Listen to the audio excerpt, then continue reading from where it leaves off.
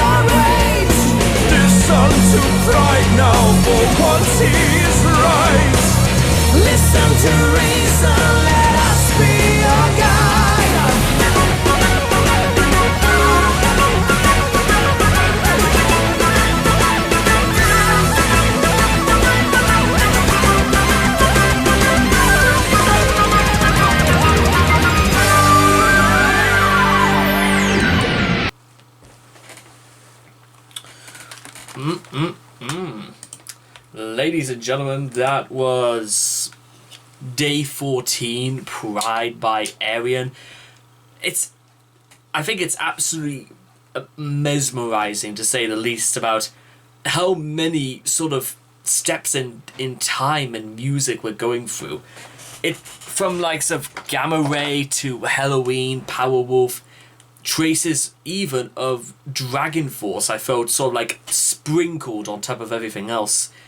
In fact, speaking of sprinkling, there seems to be... I mean, I suppose really, unless of course there is some kind of antagonist at large, what becomes quite interesting is that once fear was sort of like portrayed in a negative light, now pride has sort of like become this arch enemy of Labrie's life. He is now forcing his wife away. He's now being ruthless in the pursuit of making money, and by basically being a businessman. He's trying to show the world he's in control, that he's going to shake off the abuse that his father gave him. And then, of course, this wonderful part in the end where reason and pride, it's almost as if like Labrie is trying to smudge pride into reason so it can make him seem as if his pride is the only sole reason, that the reason why he has to live is to, you know, put down his childish ways and actually get down to business. I mean, what was the line again? I've always been respectable, I don't understand.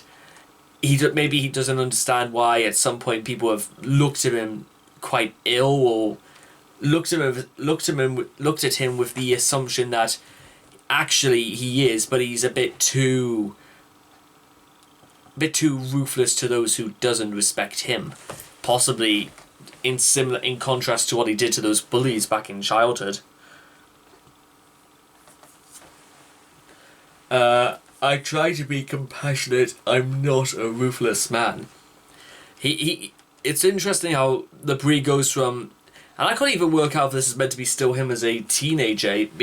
By the way, he goes, I try to be compassionate, I'm not a ruthless man, I've always been respectable, I don't understand. Maybe that's... his good intentions are being misinterpreted through, I don't know, possibly the way he's presenting himself. That's certainly one take I'm getting from this, is that he doesn't seem to understand is that for what he's trying to do, trying to uphold his dignity, trying to be a good man, and it seems as if everybody just doesn't seem to understand him for this, which is... I understand exactly why.